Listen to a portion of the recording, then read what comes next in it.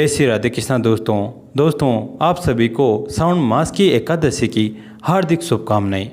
एक बार माता पार्वती भगवान भोलेनाथ के साथ कैलाश पर्वत पर बैठी थी। तभी उनके मन में विचार आया कि सारे देवता सुंदर महलों में रहते हैं, जबकि मेरे पति तो देवों के देव महादेव हैं। फिर भी मैं इस कैलाश पर रहती हूँ। यहाँ न तो कोई महल है न कोई आराम की वस्तु।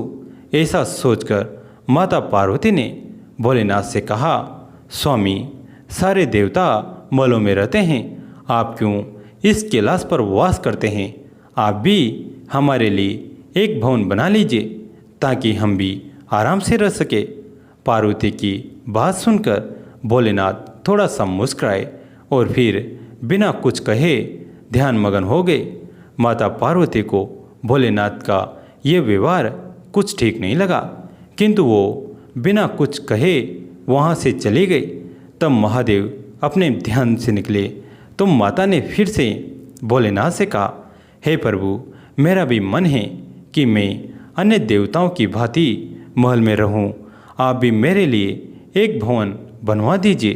तब महादेव ने उनसे कहा, देवी, महल में रहना हम लोगों के लिए उचित नहीं है।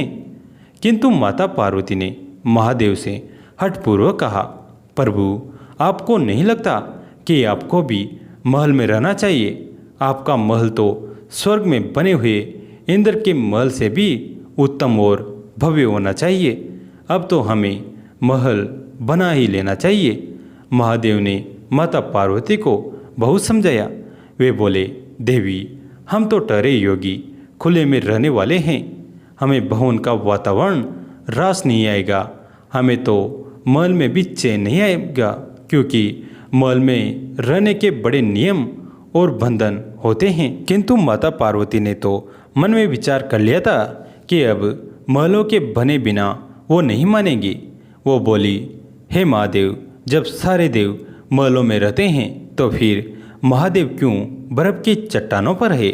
पार्वती के इस हट के आगे देवों के देव महादेव को भी झुकना पड़ा। तब उन्होंने इस कार्य के लिए स्वर्ग से विश्वकर्मा जी को बुलवाया और उन्हें ऐसा महल बनाने को कहा जो तीनों लोकों में किसी का न हो। उधर विश्वकर्मा जी महादेव के आदेशानुसार भवन बनाने के लिए उपयुक्त स्थान की खोज में लग गए। स्थान की खोज करते हुए उन्हें एक ऐसा स्थान दिखा जो चारों ओर से पानी से घिरा हुआ था और बीच में 3 सुंदर पहाड़ थे। वो पहाड़ों पर तरह तरह के फूल और वनस्पति से ढके हुए थे। उस स्थान को देखकर विश्वकर्मा जी ने उसके बारे में माता पार्वती को बताया। जब माता पार्वती ने उस स्थान के बारे में सुना तो उन्होंने खुश होकर भवन बनाने का आदेश दे दिया। विश्वकर्मा जी ने भवन बनाने की शुरुआत की और अपनी विशिष्ट कला का परिचय देते हुए भवन के साथ साथ वहाँ एक सुंदर नगर का निर्माण भी कर दिया।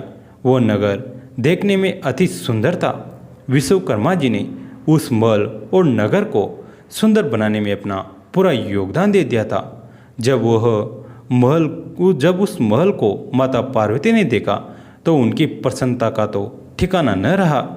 उन्होंने विश्वकर्मा को धन्यवाद देते हुए उनकी प्रशंसा की। विश्वकर्मा माता पार्वती और भोलेनाथ को प्रणाम करके अपने लोक को चले गए। घर बनाने का कार्य तो पूर्ण हो चुका था। अब माता ने महादेव से कहकर गृह प्रवेश का शुभ मुहूर्त निकलवाया। गृह प्रवेश के समय ऋषि विसर्वा आचार्य तो दिया गया था। सभी देवता भी उस समारोह में आए हुए थे। जिसने भी उस महल को देखा वही आश्चर्यचकित होकर उसकी प्रशंसा कर रहा था। वास्तव में वो भवन बना ही अद्भुत था। गृह प्रवेश विधि के पूर्ण होने के बाद महादेव ने आचार्य से दक्षिणा मांगने को कहा तो विसर्वा ने मना कर दिया। वे बोले, प्रभु, क्या कोई भक्त अपने भगवान से कुछ मांगता है? ऐसा करके तो मैं पाप का भागी बन जाऊंगा। मुझे कोई दक्षिणा नहीं चाहिए। यह कहकर ऋषि विसर्वा जाने लगे तो महादेव ने कहा, ऋषिवर, आपको दक्षिणा तो लेनी पड़ेगी। जब तक आचार्य को दक्षिणा न दी जाए तब तक कोई शुभ कार्य पूरा नहीं होता। महादेव की माया ऋषि विश्रवा का मन उस नए बने हुए नगर पर आ गया। बार बार आग्रह करने पर उन्होंने दक्षिणा के स्वरूप उन्होंने उस भवन सहित नगर को ही मांग लिया। ब्राह्मण को दक्षिणा के रूप में उसकी मुँह मांगी वस्तु दी जाती है, इसलिए महादेव ने उस लंका को ऋषि विश्रवा को दान कर दिया। महादेव के द्वारा अपने भवन को दान कर देने से माता पार्वती क्रोध से भर उठी। उन्हें ऋषि की इस दृष्टा का बड़ा क्रोध आ गया। उसी क्रोध में उन्होंने ऋषि विश्रवा को शाप दे दिया। वो बोली, तुम तो आचार्य कहलाने के लायक भी नहीं हो। महादेव की सरलता का लाभ उठाकर तुमने बड़ी कुटिलता से मेरे प्रिय महल को हर लिया है, इसलिए मैं तुम्हें श्राप देती हूँ कि महादेव का ही भक्त एक दिन उस महल को जलाकर राख कर देगा। उसके साथ ही तुम्हारे कुल का विनाश आरंभ हो जाएगा। पुराणों के अनुसार ऋषि विश्रवा ने वो नगर अपने पुत्र कुबेर को दे दिया, लेकिन कुबेर को निकालकर लंका का रावण ने अपना अधिकार कर लिया। त्रेता युग में शिव के अवतार हनुमान जी ने उस लंका को जला दिया और उसके बाद विश्रवा के समूल कुल का नाश श्री राम ने के द्वारा किया गया। उस कुल के एकमात्र विभीषण ही श्री राम की शरण में होने से बच पाए थे। दोस्तों, कैसी लगी है कहानी कमेंट करके जरूर बताएं। वीडियो को लाइक करें, चैनल को सब्सक्राइब करें, घंटी के बटन को दबाकर ऑल पर क्लिक करें।